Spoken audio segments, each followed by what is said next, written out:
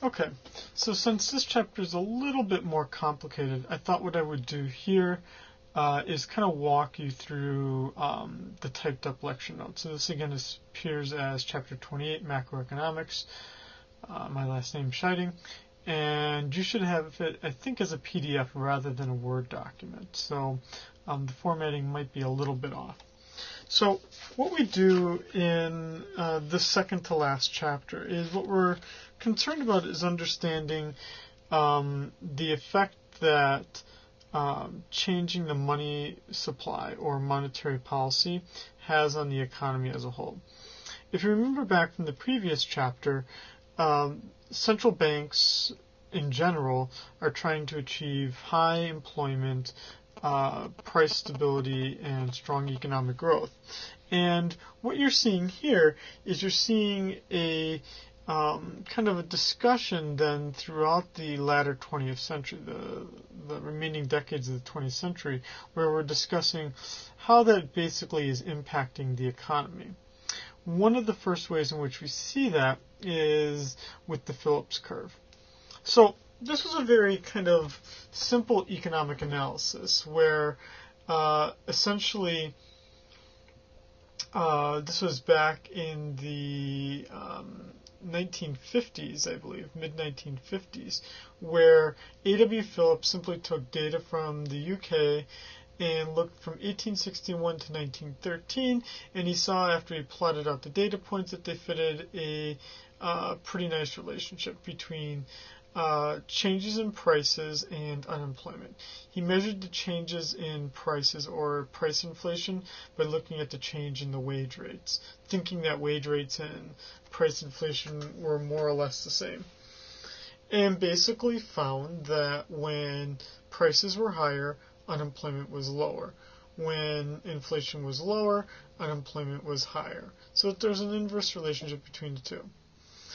Well, basically, after that was done, then Paul Samuelson, who wrote a very famous textbook in economics, one that was used for many, many decades, and Robert Solow basically fitted the data to the Phillips curve to the U.S. economy. In between 1935 and 1959, they found the exact same thing. And what they concluded, which was quite interesting in 1960, is that with monetary policy, it was going to be quite unlikely that stagflation would be achieved. Stagflation would mean you would have high inflation and high unemployment, basically the worst of both worlds. And so you would have a simple relationship between the two. And what they had found was, in periods of time, is that after that paper was written, 1961 to 1969, we had that same relationship.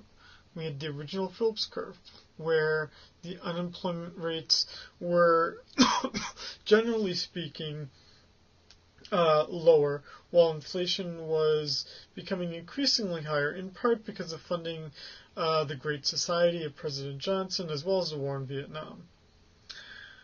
But then in the 1970s, we had some problems. And what happened was the stagflationary periods where there was high inflation and high unemployment, especially in the late 1970s. Again, most notably 1976 to 1979. That if you look at the data itself, and let's see here if we can move this picture down here so that we can see it. If you look at this data itself, it looks, I'll just say this here, if you look, between the 1960s, it follows pretty closely along these lines here. But then look at that, 1973, 1979, 1974, 1980. I mean, look at that inflation rate. That's, I was just a young little kid then. Most of you, or probably almost all of you, weren't even born yet. But look at that. The inflation rate was near 18 or 14%, with an official unemployment rate of near 7%.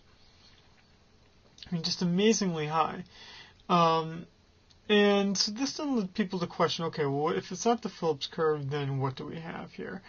And is it the case that this is both true in the short run as well as the long run? Well, One person, Milton Friedman, who is a monetarist, didn't believe that there was a permanent trade-off between inflation and unemployment. Edmund Phelps had made much the same argument, that basically there could be no such relationship for the monetarists because there would be a belief that there was a natural rate of unemployment, something that we've looked at earlier, where basically there'd be very little that the Federal Reserve could do to alter the unemployment rate over the long run. That's just determined by natural factors within the economy. And so what you would see here then is this notion of a short run and a long run Phillips curve. If we were to look at this here, let's look at this. I guess let's try to move this down here. I don't know what I did here. I'll just leave it. Let me try to move it down here. Sorry, I'm not trying to waste your time here.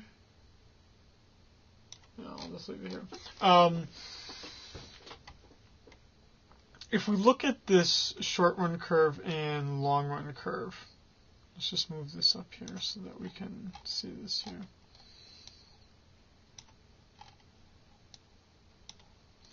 What we would see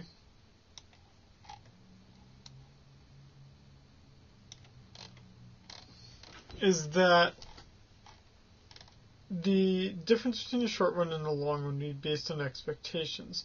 In the long run, we would have perfect expectations. We know exactly what would happen. You see this with 1 and 3, right? With the unemployment rate fixed at the natural rate of unemployment. But look at what you can see here. Between 1 and 2, you can actually have the Federal Reserve changing where we are along this curve. They could, for instance, print more cash. If they were to print more cash, right, that would raise the inflation rate. But that would also mean that people would borrow more money because it's cheaper, which would lower the unemployment rate. But in the long run, people would catch on, right? They would realize that, yes, they've got more cash, but the value of that cash is much less because of the inflation rate, meaning that the unemployment rate would not change at all over the long run. And you see this here. Going back up to the Friedman natural rate theory, you see this much the same argument here, that basically they change as workers and employers change their expected inflation rates, then they change their demand for labor and their supply of labor. Okay. Now, then the question would be, if this is the case, that the long run and the short run act like this, then the question would be, how are expectations formed? Well, the one very old belief coming from Friedman himself was that expectations were formed adaptively. That basically you took your past experience and you slowly modified it to the present. You basically learned from experiences.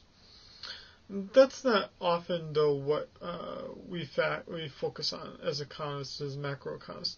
We focus much more so on rational expectations.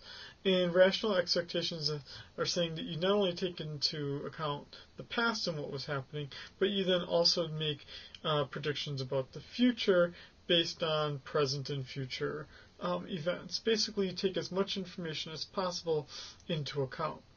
Now, as you do this, right, you would then see that it would be possible in this kind of situation that if something were to happen unexpectedly, you could actually change the economy until people realize what's going on. And you would see that right here.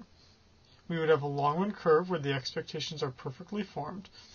You would have an unexpected change in the aggregate demand curve caused, for instance, by let's say, an expansionary monetary policy, which would move the economy from 1 to 2. But then there would be a realization of what the central bank had done. And then as you then increase the expected price levels, you then go from SRAS 1 to SRAS 2, to 0.3 basically. And then when you see this movement, because it's unanticipated, if it was anticipated, you just move directly from 1 to 2. right? This would essentially then be called the policy ineffectiveness proposition. That basically everyone would know what's going on, everyone knew what the Federal Reserve was going to do, there would be no change in the economy, which is clearly not what the what is wanted by the central bank if they're trying to alter the state of the economy. And then what you could then also do as well is you could talk about how quickly these expectations shift, right? And that you could use things like real business cycle models. You could also use other theories then to talk about,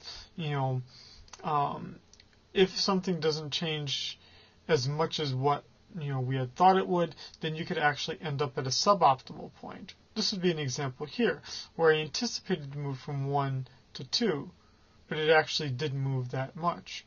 The result would be that we'd be in a recessionary gap, and we'd be stuck right here. Okay, this ends this rather short chapter on Chapter 28, and then we'll prepare for the last chapter, Chapter 29, and talk about the international economy.